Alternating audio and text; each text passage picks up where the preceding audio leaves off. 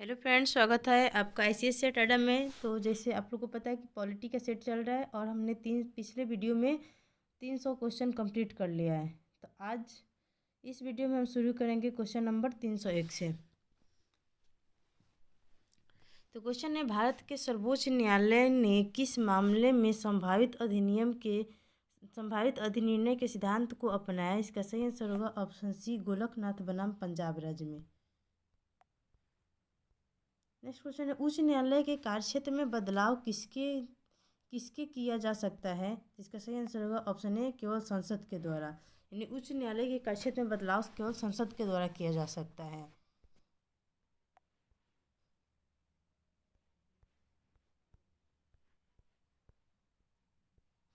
Next question है, वर्तमान में सर्वोच्च न्यायालय के न्यायाधीशों की संख्या कितनी है? इसका सही आंसर होगा ऑप्शन ई, क्योंकि 33 है। भारत में न्यायिक पुनर्वलोकन का आधार है। इसका सही आंसर होगा ऑप्शन बी, कानून द्वारा स्थापित प्रक्रिया। न्यायिक पुनर्वलोकन का अर्थ यह है कि उच्चतम न्यायालय क्या होता है? इसका सही आंसर ऑप्शन डी, किसी भी राज्य के कानून को अवैध घोषित कर सकता है। न्यायिक पुनर्वलोकन में क्या होता है, मतलब न्यायिक पुनर्वलोकन क्या है, पहले से कोई भी कोर्ट के द्वारा कोई निर्णय दिया गया है, लेकिन फिर से उसका अगर उससे ऊपर यानी अगर अधीनस्थ न्यायालय के द्वारा दिया गया है तो राज्य जो हाई कोर्ट होता है उसके द्वारा, और हाई कोर्ट के द्वारा दिया गया है तो सुप्रीम कोर्ट के द्वारा उसका फिर से पुनरावलोकन किया जाता है और उस कानून में कुछ फेरबदल किया जाता है या उसे अवैध घोषित किया जाता है, तो उसे क्या कहते हैं? न्यायिक पुनरावलोकन कहते हैं। और ये उच्चतम न्यायालय के द्वारा क्या होता है? किसी भी राज्य के कानून को अवैध घोषित कर सकते हैं न्यायिक पुनरावलोकन के द्वारा सुप्रीम कोर्ट। नेक्स्ट क्वेश्चन है, सुप्रीम कोर्ट ने संविधान की अनुच्छेद 142 में प्रावधानित अपनी विशेष शक्तियों का उपयोग करते हुए निम्नलिखित में से किस भारतीय राज्य में लोकायुक्त नियुक्त किया है? इसका सही आंसर होगा ऑप्शन ए, यूपी में किया है अनुच्छेद 142 के तहत। सर्वोच्च न्यायालय के न्यायाधीशों की सेवानिवृत्ति कितने वर्ष में होती है? तो इसका सही आंसर ऑप्शन सी, 65 वर्ष में।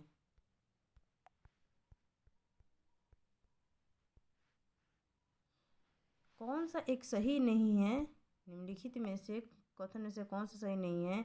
इसका सही आंसर होगा ऑप्शन डी, सर्वोच्च न्यायालय कोर्ट मार्शल के साथ अन्य किसी भी उच्च न्यायालय अदालत की सुनवाई कर सकता है। यह कथन जो है सही नहीं है। और देखते हैं क्या, सर्वोच्च न्यायालय का गठन 1950 में हुआ था। सर्वोच्च न्यायालय देश की उच्चतम अदालत है जिसमें अपील की जा सकती है, दोनों सही है। सर्वोच्च न्यायालय कोर्ट मार्शल को छोड़ अन्य किसी भी उच्च न्यायालय अदालतों की सुनवाई कर सकता है, तो यह भी सही है। लेकिन कोर्ट मार्शल के साथ कोर्ट मार्शल का सुनवाई सर्वोच्च न्यायालय नहीं करता है, तो यही सही नहीं है। 309 क्वेश्चन नंबर 309 में है कि उच्चतम न्यायालय के न्यायाधीशों की संख्या की वृद्धि करने की शक्ति किसके पास है? इसका सही आंसर होगा ऑप्शन सी, संसद के पास। न्यायाधीश की संख्या में वृद्धि किसके द्वारा किया जा सकता है? तो संसद के द्वारा किया जाता है। भारत के सर्वोच्च न्यायालय की स्थापना हुई है? इसका सही आंसर है ऑप्शन डी, भारतीय संविधान के द्वारा। अगर भारत के राष्ट्रपति के चुनाव में कोई विवाद है तो उस विवाद को सौंपा जा सकता है। इसका सही आंसर होगा ऑप्शन सी, भारत के सर्वोच्च न्यायालय को। राष्ट्रपति उपराष्ट्रपति से संबंधित कोई भी विवाद होता है उनके चुनाव से संबंधित, तो उसे सर्वोच्च न्यायालय को सौंपा जाता है। निम्नलिखित उच्च न्यायालय में से कौन एक से अधिक राज्य या केंद्र शासित प्रदेश के लिए बना है? तो इसका सही आंसर होगा एक से अधिक, क्योंकि महाराष्ट्र में रहता है, उधर से दादर नगर हवेली, दमन दीव और दिल्ली इलाहाबाद में भी आ जाता है, गुवाहाटी में भी आ जाता है एक से अधिक क्षेत्र का, इसलिए इसका आंसर जाएगा एक से अधिक। उच्चतम न्यायालय द्वारा घोषित विधि भूमि की विधि बन जाती है। इसका सही आंसर होगा अनुच्छेद 141 के अंतर्गत। मतलब उच्चतम न्यायालय अनुच्छेद 141 के तहत अनुच्छेद 141 के तहत भूमि की विधि बनाया है। अब है राज्य की कार्यपालिका से संबंधित क्वेश्चन है। तो क्वेश्चन है, राज्य में अध्यादेश किसके द्वारा लागू किया जा सकता है? इसका सही आंसर होगा ऑप्शन बी, राज्य के राज्यपाल के द्वारा। राज्य में अध्यादेश राज्यपाल के द्वारा लागू किया जाता है और केंद्र में जो होता है अध्यादेश वो राष्ट्रपति के द्वारा लाया जाता है। केंद्र में किसके द्वारा लाया जाता है? केंद्र में राष्ट्रपति लाते हैं, और राज्य में राज्यपाल के द्वारा लाया जाता है।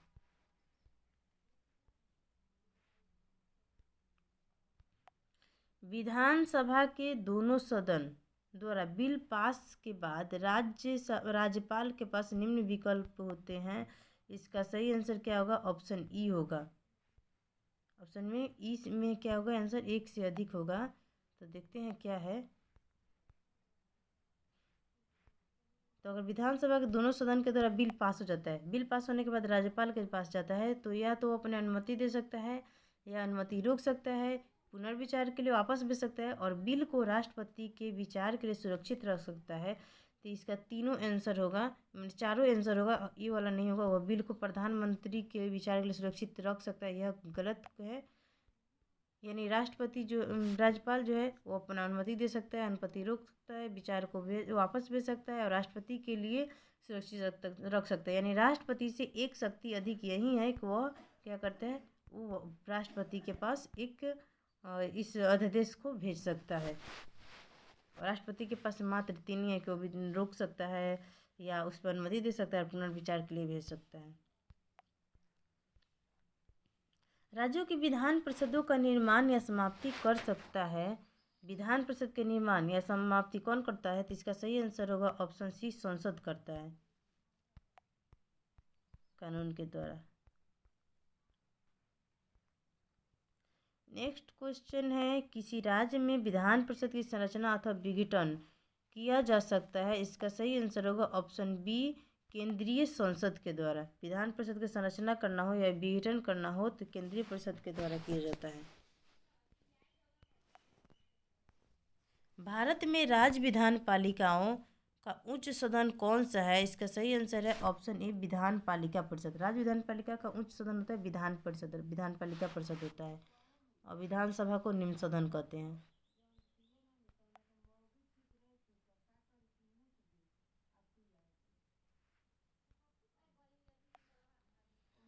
निम्नलिखित भारतीय राज्यों में से किसकी राज्य विधानसभा में सदस्यों की संख्या अधिक है? इसका सही answer option B, Himachal Pradesh में। किसकी राज्य विधानसभा सदस्यों की संख्या अधिक है? तो हिमाचल प्रदेश में विधानसभा के सदस्यों की संख्या अधिक है। ऑप्शन के अनुसार है। किसी राज्य का राज्यपाल नियुक्त किया जा सकता है। इसका सही आंसर होगा ऑप्शन सी, राष्ट्रपति के द्वारा। राज्य सरकारों का संवैधानिक प्रमुख कौन होता है? इसका सही आंसर होगा ऑप्शन बी, राज्यपाल होता है। राज्य सरकार का संवैधानिक प्रमुख राज्यपाल होता है। राज्य सरकार का कार्यकारी प्रमुख कौन होता है? राज्य सरकार का कार्यकारी प्रमुख कौन होता है? इसका सही आंसर होगा ऑप्शन बी, राज्यपाल कार्यकारी प्रमुख होता है। और यानी संवैधानिक प्रमुख होता है, ये संवैधानिक प्रमुख होता है कौन? राज्यपाल। राज्य में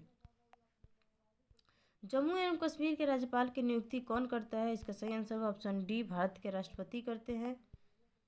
कानूनी विषयों पर राज्य सरकार को कौन परामर्श देता है? ऑप्शन बी, एडवोकेट जनरल या महाधिवक्ता। जैसे अटॉर्नी जनरल था केंद्र में, वैसे ही राज्य में क्या होता है? एडवोकेट जनरल होता है, उन्हें महान्यायवादी बोलते हैं, और यहाँ पे राज्य में महाधिवक्ता बोला जाता है। प्रायः किसकी सलाह पर राज्य में राष्ट्रपति शासन लागू किया जाता है? इसका सही आंसर होगा ऑप्शन सी, गवर्नर। भारतीय संविधान के अनुसार राज्यों की विधायिका में सम्मिलित है। इसका सही आंसर होगा, विधान पालिका में कौन कौन सम्मिलित है? इसका सही आंसर है ऑप्शन डी, केवल 4। केवल 4 में क्या आता है? विधानसभा। भारतीय संविधान के अनुसार राज्यों की विधायिका में सम्मिलित है कौन कौन है? राज्यपाल है, राज्यपाल, विधानसभा, विधान परिषद, जहाँ इसका अस्तित्व है। तो राज्य की विधायिका में होता है राज्यपाल होता है और विधानसभा होता है। और विधान परिषद तो हर राज्य में है नहीं, मात्र 6 राज्य में है। तो जहाँ जहाँ विधान परिषद है उसे भी शामिल करते हैं राज्यों की विधायिका में।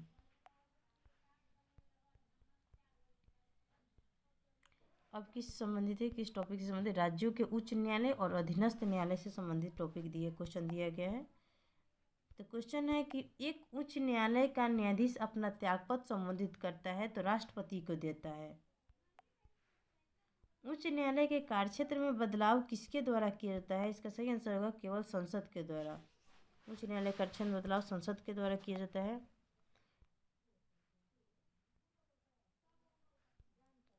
किन राज्यों ने धारा 348(2) को प्रयोग से उच्च न्यायालयों में हिंदी भाषा के प्रयोग को मान्यता दे दी है?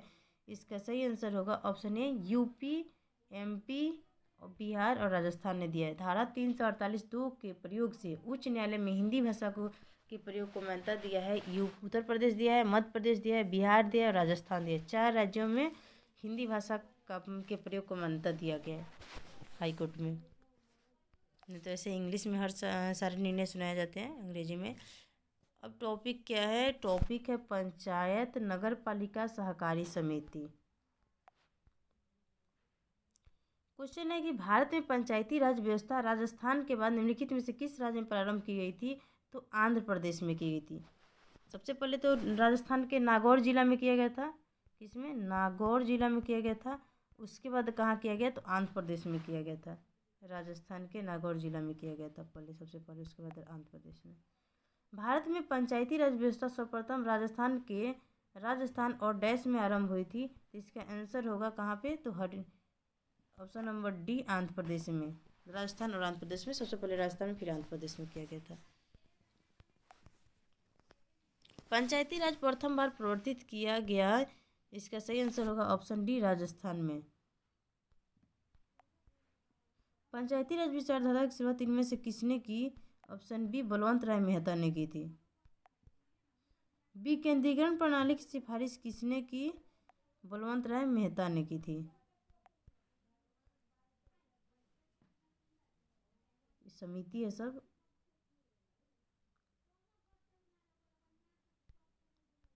भारत में पंचायती राज की अनुशंसा के लिए बनी समिति के अध्यक्ष थे बलवंत राय मेहता।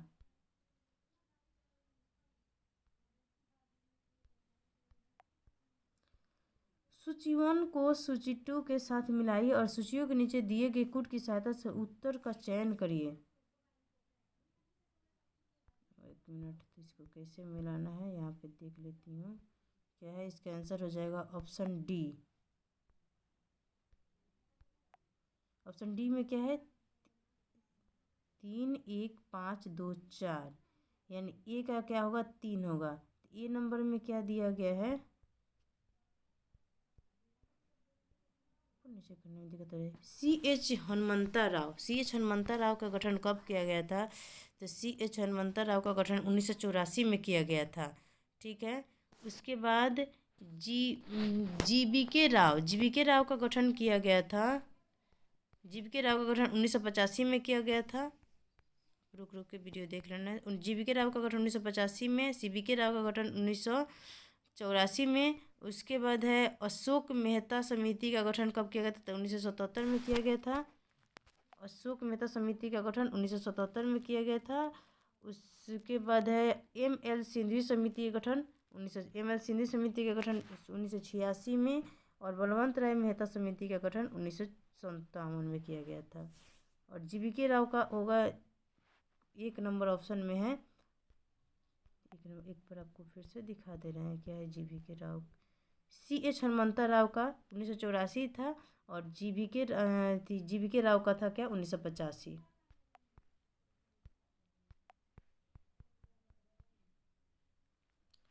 चलिए तो नेक्स्ट देखते हैं। पंचायती राज संस्थाओं को 29 कार्यों की सूची किस अनुच्छेद के तहत दी गई है? इसका सही आंसर होगा ऑप्शन डी, अनुच्छेद 243 के तहत। ये क्वेश्चन बीपीएससी जो CCE एग्जाम का होता है उसमें पूछा गया क्वेश्चन है। पंचायती राज संस्थाओं को 29 कार्यों की सूची किस अनुच्छेद के तहत दी गई थी? तो अनुच्छेद 243 के तहत दिया गया था। भारत में महिलाओं के लिए किस राजनीतिक संस्था में स्थान आरक्षित है? इसका सही आंसर होगा ऑप्शन ए, पंचायती राज में। राजनीतिक संस्था में स्थान पंचायती राज में आरक्षित है।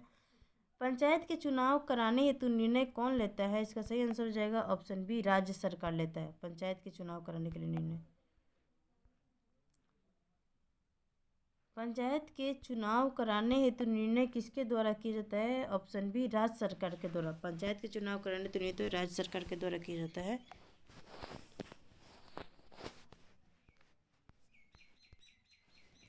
निम्नलिखित में से किसका निर्णय पंचायती राज व्यवस्था के तहत हुआ है? तो इसका सही आंसर होगा ऑप्शन सी, ग्राम पंचायत का हुआ है निर्माण।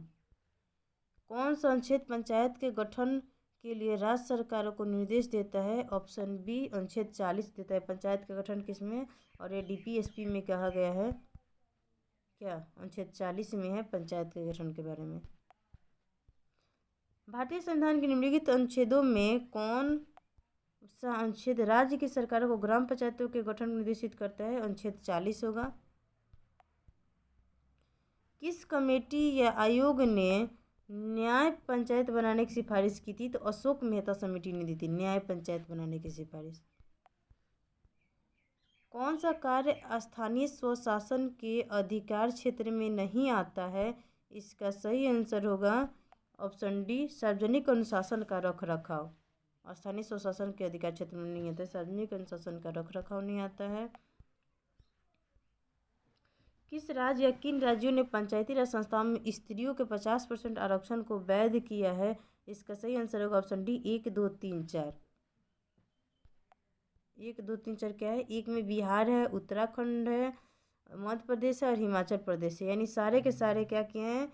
पंचायती राज संस्थाओं में महिलाओं के लिए आरक्षण 50% कर दिया है। बिहार, उत्तराखंड, मध्य प्रदेश और हिमाचल प्रदेश।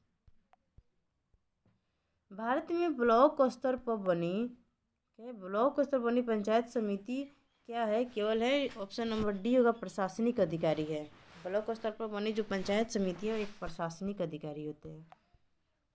एक विकास खंड पंचायत समिति होती है एक प्रशासकीय अधिकरण। एक विकास खंड पंचायत समिति क्या होती है? तो एक प्रशासकीय अधिकरण होती है।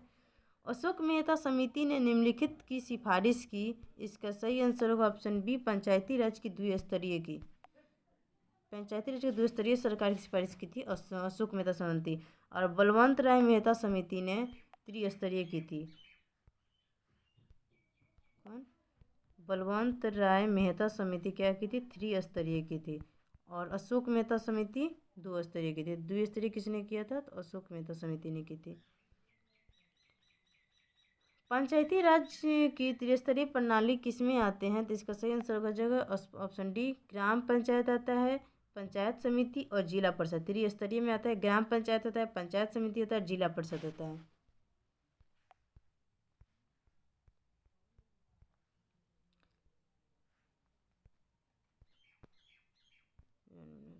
भारत में इनमें कौन सा विषय पंचायती राज की संस्थाओं की शक्तियों के अंतर्गत नहीं आता है? इसका सही आंसर होगा ऑप्शन बी, न्यायिक पुनर्वीक्षण नहीं आता है पंचायती राज संस्था में। नहीं तो भूमि सुधार का क्रियान्वयन, निर्धनता निवारण कार्यक्रमों का क्रियान्वयन, ये सारे आते हैं, लेकिन न्यायिक पुनर्वीक्षण पंचायती राज में नहीं आता है। न्यायिक पुनर्वीक्षण तो आता है सुप्रीम कोर्ट या हाई कोर्ट। यानी भारत में पंचायती राज प्रतिनिधित्व करता है, सही आंसर होगा ऑप्शन डी, ये सभी होगा। शक्तियों का विकेंद्रीकरण करता है पंचायती राज, लोगों की हिस्सेदारी को शामिल करता है, सामुदायिक विकास करता है, तो ये सारे हो जाएंगे। पंचायती राज के प्रधान लक्ष्य क्या है? ऑप्शन सी होगा, ग्रामवासियों को शक्ति का विकेंद्रीकरण का। पंचायती राज लाने का प्रधान मेन लक्ष्य क्या था? तो जो ग्रामवासी शक्ति था ना उसका विकेंद्रीकरण करना था। पंचायती राज को किसके अंतर्गत स्वशासन की इकाई के रूप में संगठित किया गया है? इसका सही आंसर होगा ऑप्शन डी, संविधान के 73वें संशोधन के तहत किया गया है स्वशासन की इकाई के रूप में। सरकार की पंचायती राज प्रणाली की प्रमुख विशेषता क्या है? इसका सही आंसर होगा ऑप्शन डी, इनमें से सभी। यानी क्या है? इनमें सरकार की 3 श्रेणियां होती है। किसमें? पंचायती राज प्रणाली में। इसका लक्ष्य गांवों को सामाजिक व आर्थिक न्याय प्रदान करना, ये भी सही है। जिला परिषद इसके सदस्य के रूप में कुछ सांसद होते हैं, ये तीनों सही हो जाएगा।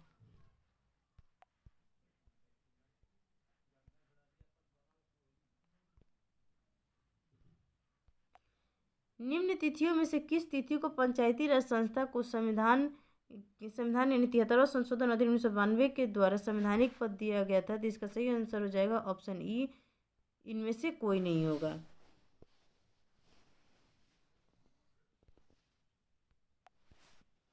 निम्न कमेटी में से कौन सी एक पंचायती राज संस्था से संबंधित नहीं है? इसका सही आंसर होगा option A, PBN Rao committee समिति, यह इससे संबंधित नहीं है। तो यानी ML सिंघवी समिति, अशोक मेहता समिति, बलवंत राय मेहता समिति, ये जो 3 समिति पंचायती से संबंधित है, लेकिन BN राव कमेटी समिति क्या है, यह संबंधित नहीं है। तो इसका सही आंसर क्या होगा? ऑप्शन ए हो जाएगा। 11वीं अनुसूची के द्वारा पंचायती राज संस्थाओं को कितने विषयों पर नियंत्रण करने का अधिकार दिया गया है? इसका सही आंसर होगा 29 विषय पे। और ये पंचायती राज को दिया गया 29 विषय, और नगर पालिका को दिया गया है 18 विषय दिया गया है। नगर पालिका को 18 विषय पे दिया गया है, और पंचायतों को किस में दिया गया है? तो 29 विषय पे दिया गया है। अब आ जाता है आपका टॉपिक क्या है? अनुसूचित जाति जनजाति संघ राज्य क्षेत्र से संबंधित क्वेश्चन है। तो पहला क्वेश्चन है कि कावेरी जल विवाद कब हुआ था? किसके किसके बीच हुआ है कावेरी जल विवाद? इसका सही आंसर होगा ऑप्शन सी, कर्नाटक और तमिलनाडु के बीच में है कावेरी जल विवाद। कर्नाटक और तमिलनाडु में जाता है कावेरी नदी का जल, इसलिए कर्नाटक और तमिलनाडु के बीच में इसका विवाद है। नेक्स्ट क्वेश्चन है, निम्न में से किस वर्ष सरकारी आयोग ने, जिसे केंद्र राज्य संबंधों में परिवर्तन की संस्तुति का अधिकार दिया गया था, ने अपना प्रतिवेदन जमा किया था? इसका सही आंसर हो जाएगा ऑप्शन ई, इनमें से कोई नहीं। भारतीय संविधान के किस अनुच्छेद के अंतर्गत लोकसभा में अनुसूचित जातियों के आरक्षण का प्रावधान किया गया है? तो इसका सही आंसर होगा ऑप्शन ए, अनुच्छेद 330 में किया गया है। संविधान संशोधन के उपरांत अब अनुसूचित जाति की सूची में जातियों की संख्या कितनी है? तो इसका सही आंसर होगा ऑप्शन बी, 1206 है।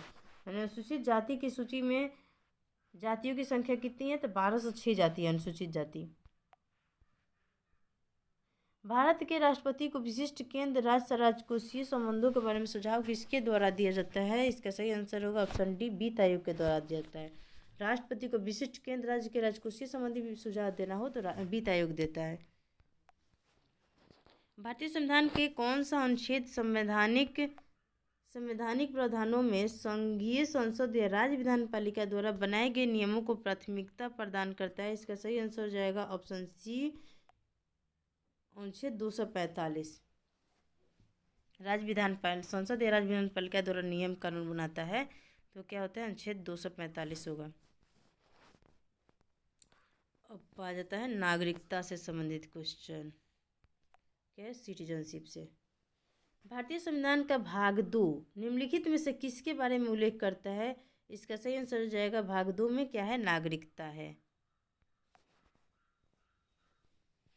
भारत के संविधान में मौलिक अधिकारों को पारित करने का विचार किस देश के संविधान से प्रेरित था? इसका आंसर हो जाएगा ऑप्शन डी, अमेरिका से। मौलिक अधिकार को प्रेरित विचार, यानी मौलिक अधिकार हम कहाँ से लिए हैं? तो अमेरिका से लिए हैं। इसका आंसर हो जाएगा ऑप्शन डी। भारत के संविधान में वर्णित मौलिक अधिकारों में निम्नलिखित में से कौन सा मौलिक अधिकार शामिल नहीं है? तो इसका सही आंसर होगा ऑप्शन सी, संपत्ति का अधिकार। क्या है? एक कानूनी अधिकार है। पहले मौलिक अधिकार था, लेकिन संशोधन के द्वारा इसे बाहर कर दिया गया है। तो निजता का अधिकार एक मौलिक अधिकार है, समानता का अधिकार मौलिक अधिकार है, और भाषण का अधिकार एक मौलिक अधिकार है, लेकिन संपत्ति का अधिकार एक कानूनी अधिकार है। भारतीय संविधान का भाग 3 किस विषय से संबंधित है? इसका सही आंसर हो जाएगा ऑप्शन सी, मौलिक अधिकार। भाग 3 मौलिक अधिकार है। भारत में कारखाने में रोजगार प्राप्त करने की अनुमत आयु कितनी होगी? तो इसका आंसर हो जाएगा 24 वर्ष, जो यहाँ पे अभी इधर नहीं दिया, शायद इधर दिया होगा। ऑप्शन ए, ये में क्या है? 14 वर्ष, सॉरी। अच्छा, हाँ, अनुच्छेद 24 के तहत है। आर्टिकल 24 में जाएंगे तो आर्टिकल 24 के तहत कहा गया है कि 14 वर्ष से कम आयु का कोई भी व्यक्ति कारखाने में काम नहीं कर सकता, किसी भी बच्चे को कारखाने में काम नहीं दे सकता। तो यानी 24 और 14 इसको रिलेट करके याद करेंगे तो आर्टिकल 24 में 14 वर्ष से कम आयु के बारे में दिया गया है कारखाने में काम करने से संबंधित।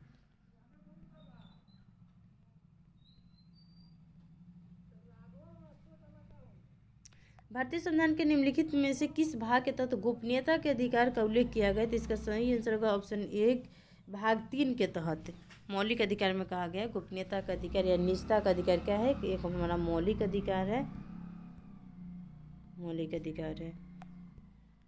गोपनीयता का अधिकार भारत के संविधान के निम्नलिखित खंडों में से किसका एक अभिन्न हिस्सा है? तो यह क्या होगा? मौलिक अधिकार का हिस्सा होगा।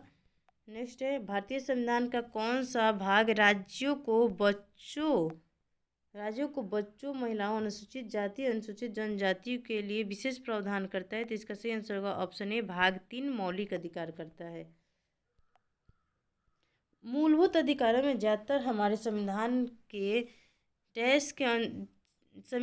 अनुच्छेद में शामिल किया गया। इसका सही आंसर होगा ऑप्शन बी 12 से 35 तक क्या है? मौलिक अधिकार है। भाग 3 में मौलिक अधिकार है। इसमें भाग 3 में कहा गया अनुच्छेद 12 से 35 तक इसका है मौलिक अधिकार से संबंधित। निम्नलिखित में से कौन सा विकल्प भारतीय नागरिक का मूलभूत अधिकार नहीं था? तो समानता का अधिकार मूलभूत अधिकार है, निजता का अधिकार है, जीवन का अधिकार है। नेक्स्ट कुछ देखते हैं ऑप्शन में क्या दिया गया है। शोषण के विरुद्ध अधिकार है।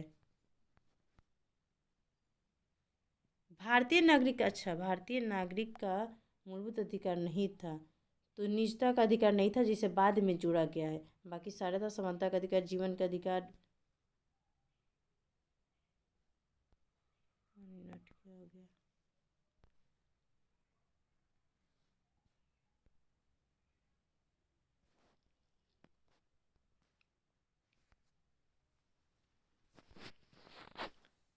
नेक्स्ट क्वेश्चन है, भारत के संविधान के अनुसार निम्नलिखित में से कौन सा एक मौलिक अधिकार नहीं है? इसका सही आंसर होगा ऑप्शन डी। ऑप्शन डी में क्या है? देश की रक्षा का अधिकार एक मौलिक अधिकार नहीं है। ये हमारा देश का अधिकार क्या है? मौलिक कर्तव्य है। यह क्या है? एक कर्तव्य है हमारा। मौलिक अधिकार है, स्वतंत्रता का अधिकार, जीने का अधिकार, समानता का अधिकार, ये सारे मौलिक अधिकार है। लेकिन देश की रक्षा का अधिकार हमारा मौलिक कर्तव्य है। भारतीय संविधान निम्नलिखित में से कौन से मौलिक अधिकार की गारंटी नहीं देता है? इसका सही आंसर होगा ऑप्शन डी व्यावसायिक अधिकार एक अधिकार की मौलिक अधिकार की गारंटी नहीं देता है। नहीं तो स्वाधीनता का अधिकार देता है, धार्मिक स्वतंत्रता का अधिकार की गारंटी देता है, समानता का अधिकार की गारंटी, लेकिन व्यावसायिक अधिकार की गारंटी नहीं देता है। इसका सही आंसर जाएगा ऑप्शन डी।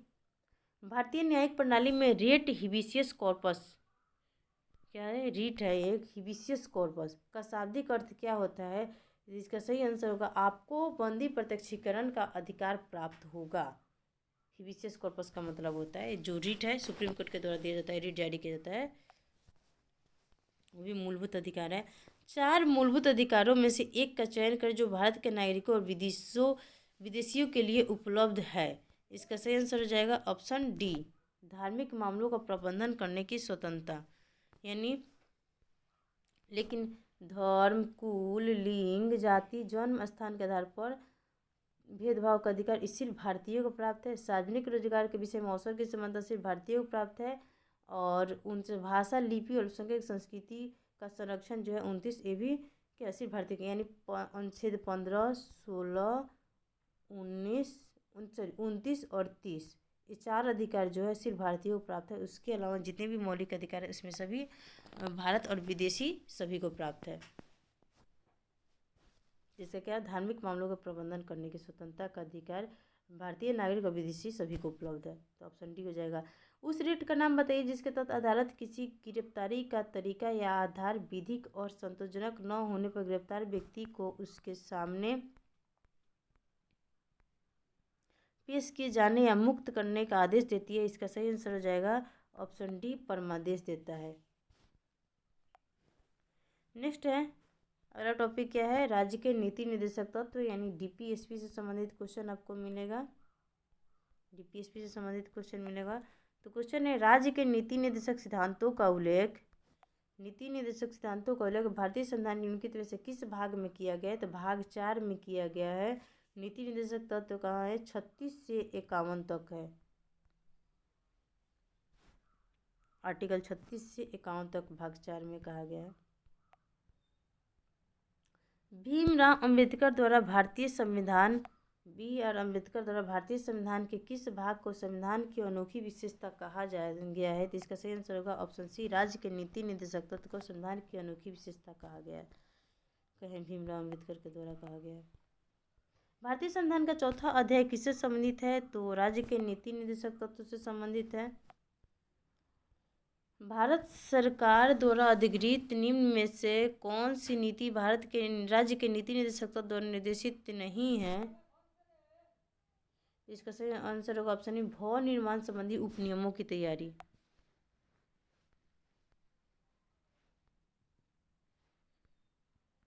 भारतीय संविधान की किस धारा के अंतर्गत राज्यों के अंतर्राष्ट्रीय शांति एवं सुरक्षा संबंधी दायित्व का उल्लेख किया गया है? तो इसका आंसर होगा ऑप्शन ए, राज्य के नीति निर्देशक तत्व की।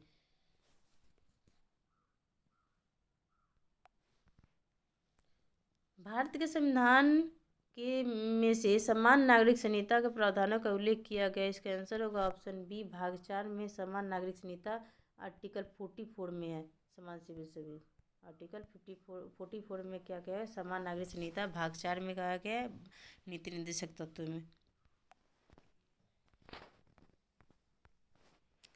समान सिविल संहिता का वर्णन संविधान के किस अनुच्छेद में कहा गया है? तो इसका आंसर होगा ऑप्शन डी, 44 में कहा गया है।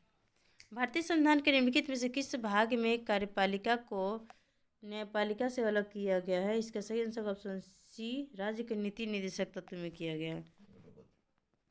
राज्य की नीतियों के निर्देशित सिद्धांतों के बारे में निम्नलिखित कथनों में से कौन सा सही नहीं है? तो इसका सही आंसर हो जाएगा, यहीं पे दिया है क्या, 10 मिनट के हताहत में लगे मेरे उनके धूप में बैठ के रिकॉर्डिंग। इसका सही आंसर होगा ऑप्शन डी, ये अपने आप परिवर्तनीय होते हैं और इन्हें कार्यान्वयन करने के लिए किसी भी कानून की आवश्यकता नहीं होता है।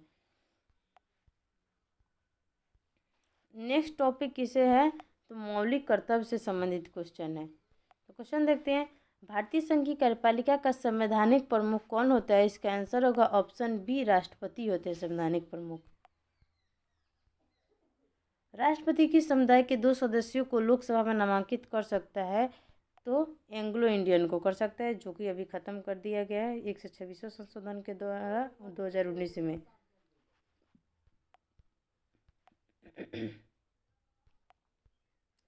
सॉरी, भारतीय संसद के प्रत्येक सदन को बुलाने और स्थगित करने का अधिकार किसे प्राप्त है? तो ऑप्शन डी, राष्ट्रपति को। भारत के राष्ट्रपति के महाभियोग की प्रक्रिया भारतीय संविधान के किसमें उल्लेखित है? तो महाभियोग की प्रक्रिया अनुच्छेद आर्टिकल 61 में है, यानी ऑप्शन बी इसका आंसर हो जाएगा। भारतीय संविधान के किस अनुच्छेद में राष्ट्रपति पर महाभियोग लाने की प्रक्रिया प्रदान की गई? तो अनुच्छेद 61 में किया गया है।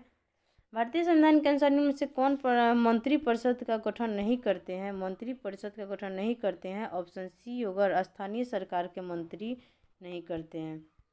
भारतीय संविधान के किस अनुच्छेद में यह प्रावधान किया गया कि राष्ट्रपति की सहायता करने और उसे सलाह देने के लिए प्रधानमंत्री की अध्यक्षता वाली एक मंत्रिपरिषद होगी, जिसकी सलाह के अनुसार राष्ट्रपति अपने कार्यों का निर्वहन करेंगे?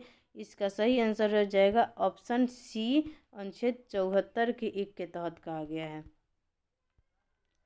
इनमें से किस भारतीय राज्य में कभी भी राष्ट्रपति शासन लागू नहीं हुआ है? इसका सही आंसर हो जाएगा ऑप्शन डी, छत्तीसगढ़ में अभी तक राष्ट्रपति शासन लागू नहीं हुआ है।